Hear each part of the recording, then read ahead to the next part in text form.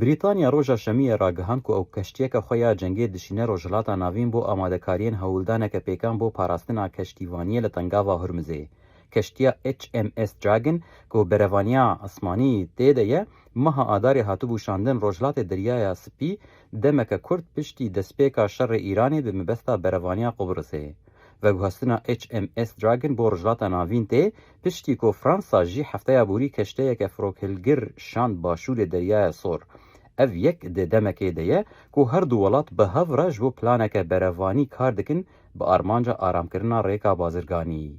Berdevkekî Wezareta Berevaniya Brîtanyayê got bi cihkirina HMS Dragon beşeke ji planeke aqilmend ku dê piştrast bike Brîtanya amade ye wekû beşek ji koalîsyoneke pirnetewî bi serkêşiya Brîtanya û Fransayê bo parastina tengavê dema ku mej rê bidin.